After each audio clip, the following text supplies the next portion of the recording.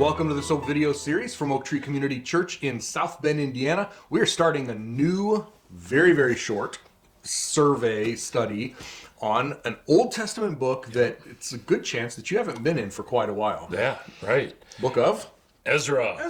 And I tell you why it's perfect. 2 weeks. So you get the excitement of the beginning of the series, you get the excitement of the end of the series, and we cut the middle out. Oh, it's great. It's great. All right, so here's the deal. Here's the deal with Ezra. We could spend 2 weeks on background. Yeah. There's so much going on here. I really did my best to consolidate it, but it may not seem that way, and I apologize.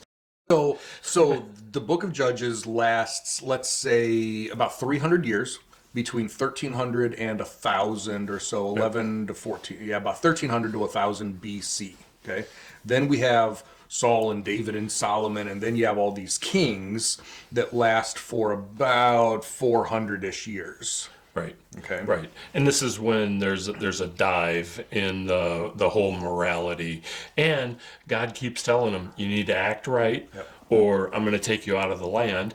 And of course, they didn't listen to God. And that covers all the prophets. Yeah. Right. Yeah. Exactly. So what do we have left? Yeah. Right? Well, so what happened is King Nebuchadnezzar of Babylon, he came in 3 separate times and attacked Jerusalem. And the third time he wiped out everybody. Yeah. And that was really, so now there's nobody left in Jerusalem, right? Because people were they either killed or they were taken prisoners. Yeah. And that's just Jerusalem. That's not like the entire country, right? I mean, there's still some people. But but it really wiped out Israel. Yeah, as a nation. Yeah, definitely as a nation and as a political force too. Yeah. There were people there, but they were the poorest of the poor, just sort of scraping by. All the walls were torn down. Everything was decimated. Anything of value was taken. Yeah. So the good news is a remnant is now in Babylon. Yep. And they were in exile, and in 70 years later, they got to go back. Right. And Ezra is part of the story. And there's really kind of 3 parts to it, right? Because there were three times when people brought back from Babylon to Jerusalem people. And the first one was the Z guy, right? Yep. Zerubbabel. Zerubbabel brought back about 50,000 exiles. I mean, think of that, 50,000 people coming back to a place they have not inhabited for 70 years. And so let's say that there's going to be 70 years around after Daniel was taken captive. So Daniel was in the first, because there are also 3 captivities. Yeah. Right? So Daniel was taken captive. 3 of each. And then Ezekiel was taken captive the second time, and then Jeremiah, he never actually made it all the way there, but it's sort of Jeremiah's story was in the third one. Now, 70 years after Daniel, you got Zerubbabel, when Babylon is overthrown by Persia, right? So Cyrus comes in and says, I'm letting you go back, but it was a very limited thing that they were supposed to do, right? Right, and we'll see this in the chapters. All right, just trying to give an overview here.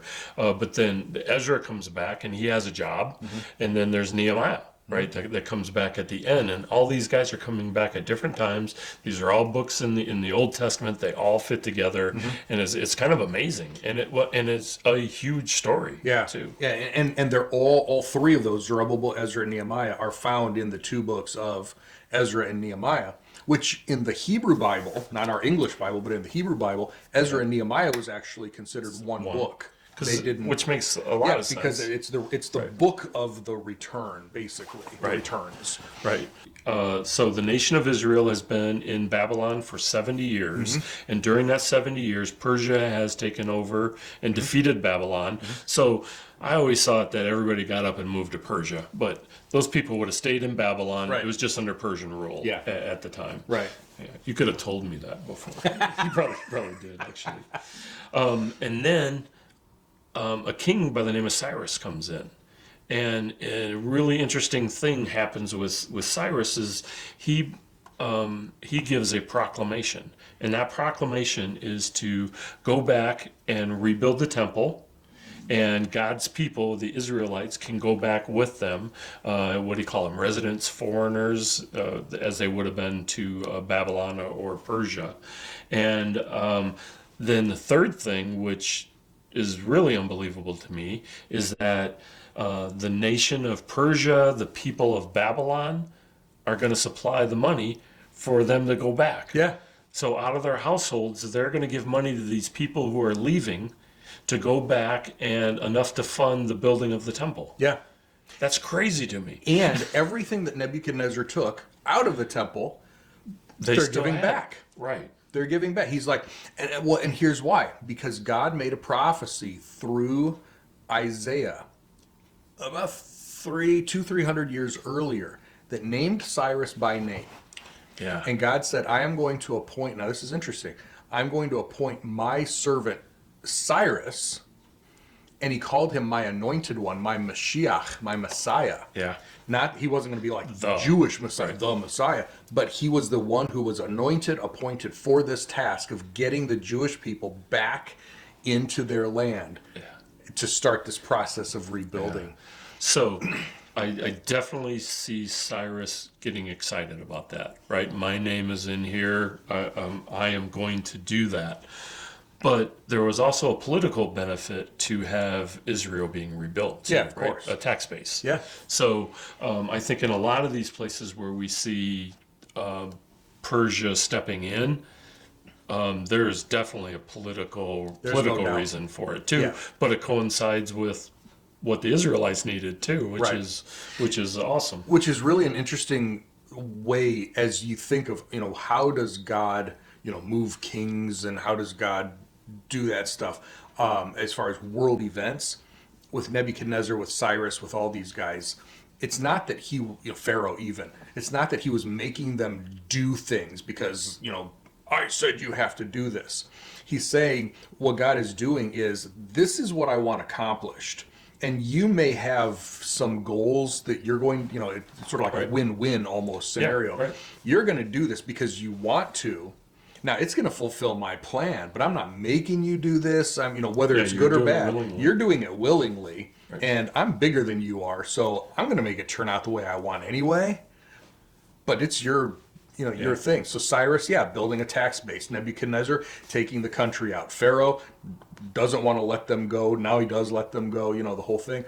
That is all done right out of their own volition, right out of their own their own thing. Yeah. Okay, so I got a question for you here. In verse 5, it says, the leaders of Judah and Benjamin came back. Mm-hmm. So, and that makes a lot of sense because if we go back to Jerusalem before they went into exile, Assyria came into the northern kingdom and wiped them out. Yep. And what we had left was Judah and Benjamin, right? Yep. 2 out of the 13 tribes. Yep. So it makes sense that they were the remnants that went into Babylon. Babylon, right. So they would be the remnants that came out. Yeah. So is that right in thinking that all or most of the remnants were either from Judah and or Benjamin? Well, the other tribes are still represented because Babylon overthrew Assyria, which assimilated them into Babylon, and now Persia's assimilated all of Okay, them. so they're that's still, how they got, yeah, but or may have got. they're going back to Jerusalem, and Jerusalem is in the area of Judah, and so when you go back for that region, for that tribal area, those are the people who are going to be most likely to go back to that area. Are going to be the people who were there.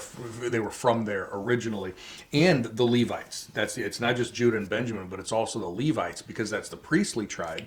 Doesn't do any good to have a temple rebuilt if you don't have people to run it. Right. So they had to. So and Ezra was a priest and a scribe, and as he's recording now, this is long before he was even born, when Zerubbabel went back.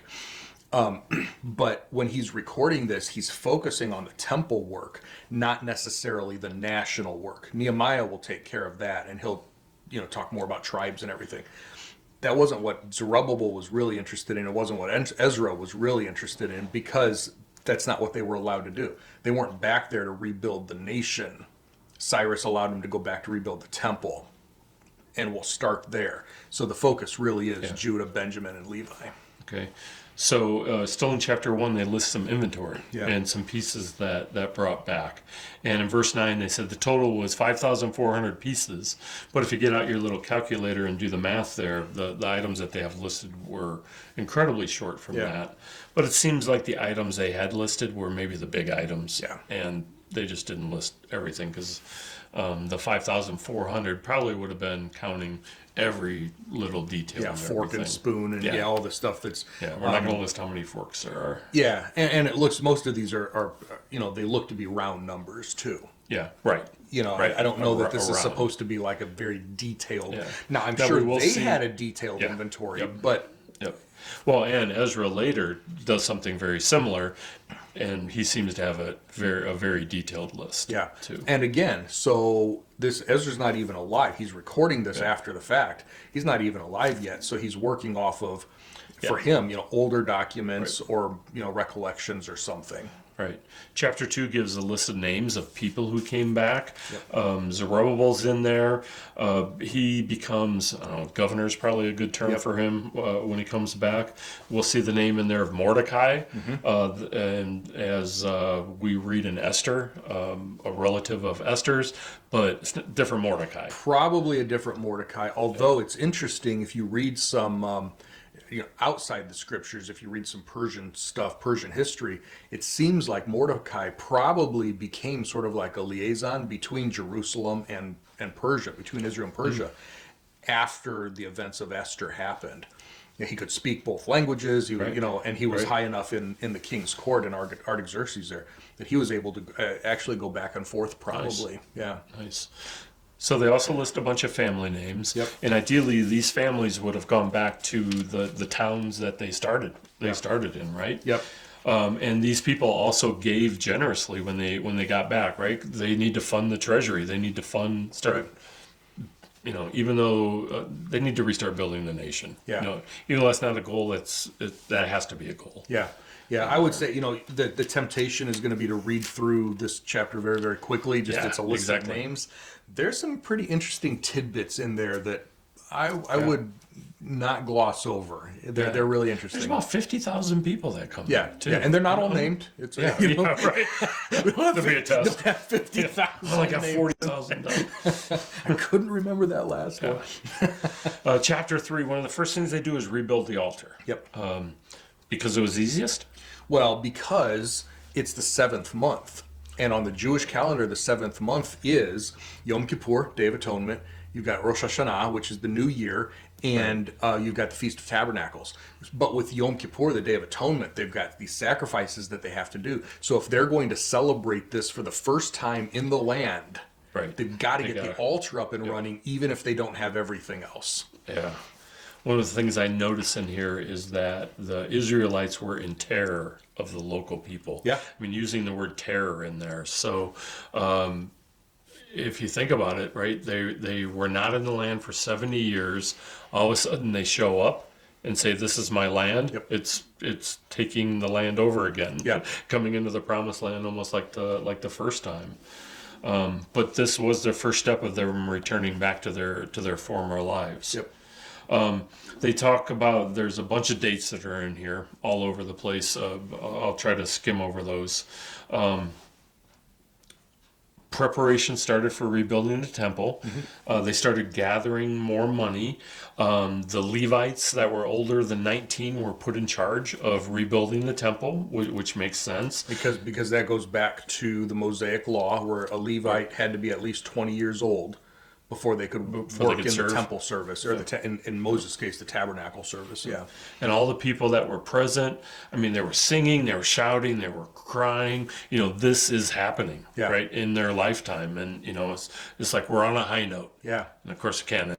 Well, it's interesting because it says that some people were old enough that they remembered Solomon's temple before Nebuchadnezzar, took it over. So now they're looking at this, and it says that they were crying so loudly while the younger ones were celebrating so loudly, you couldn't tell the difference. Yeah. And so there was, it was bittersweet for depending on where you were in the age group at that point. Right. So in chapter 4, we see that there's a number of Persian kings listed. So these events may have started under Cyrus, but it continued for a bunch of years, right? Yeah. So we're in the future now. Yeah, we're going to jump forward a little bit, probably 15, 20 years, not super long. But there was, what we read in chapter 4 is that there's some opposition, and it put it on hold put the temple work on hold for about 15 years. Yeah. So you come back to rebuild the temple, and now there is an opposing force that doesn't want the temple rebuilt. Right. And you got to figure it's starting with the locals. Yep. And the locals came at it, I think, in 2 or 3 different ways. First, they said, hey, we'll help you rebuild the temple. Yeah.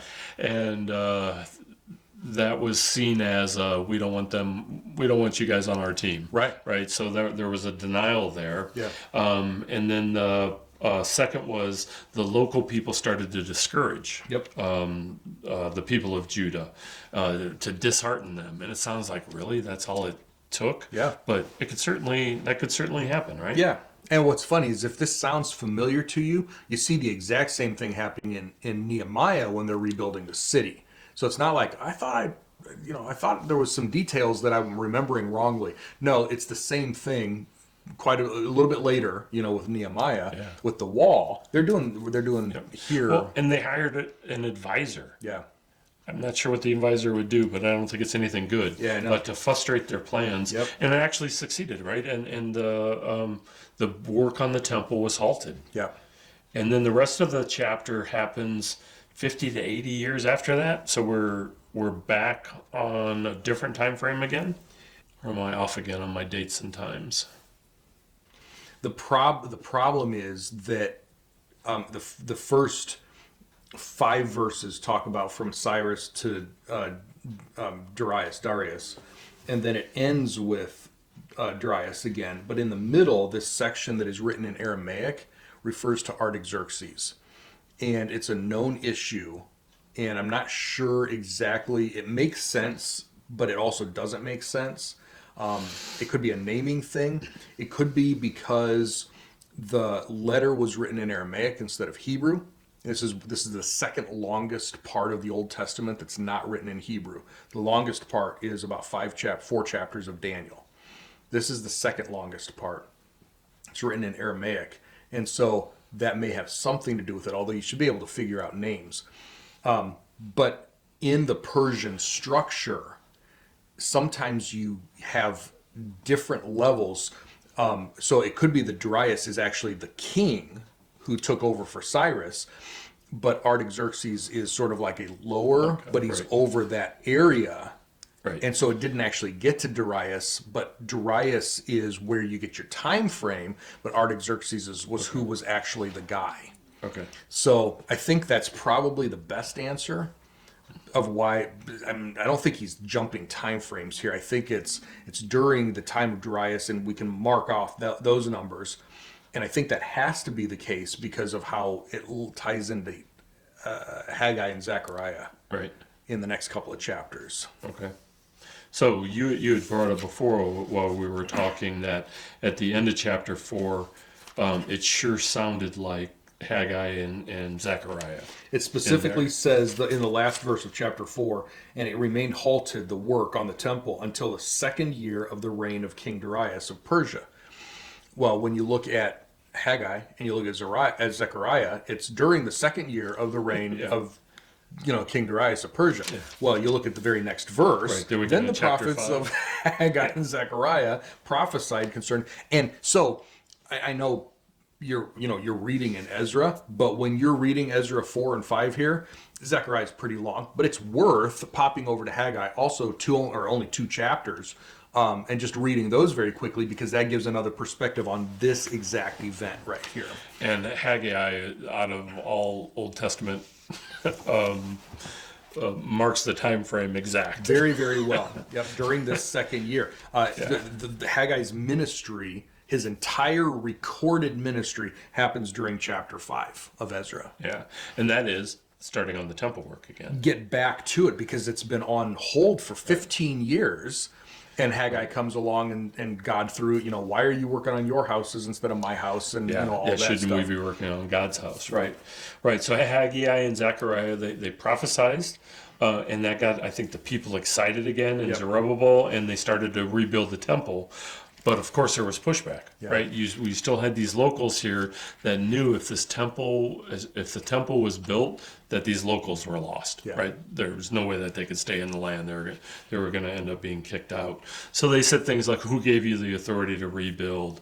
And then that brought in the Persian local governor, and he writes a letter back to King Cyrus and says, to King Darius. Yeah.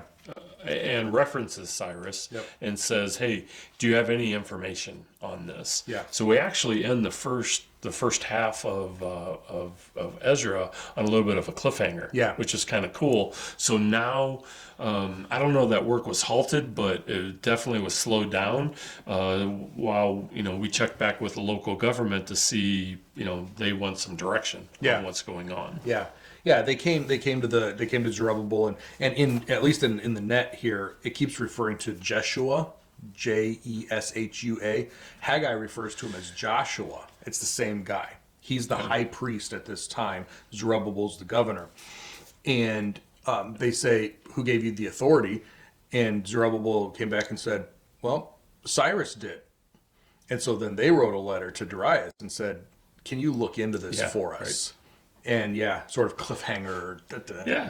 What's going to happen? What's going to happen? Yeah. Let the king send us a decision concerning this matter. You have to wait till next week to find out what happened in the rest of the... I like these cliffhangers. And we'll finish the whole thing next week. So, some really good stuff. A lot of background that we have to do to bring us into this. But if you haven't been in Ezra for a while, which I assume you might not have been, take it slowly, read it carefully. There's some really good stuff in here, especially seeing God at work and some of the opposition that Israel honestly has been facing for 2,500 years. Yeah. They were occupied by Persia at this point. They're going to be occupied by Greece and Rome, and it's always been the case. So, all right, well. Hope you enjoyed it. Like and subscribe and do all those things. Share it with your friends and family. Send us your questions and comments, and we'll be back next time, not just to continue, but to conclude the book of Ezra. Bye, everybody.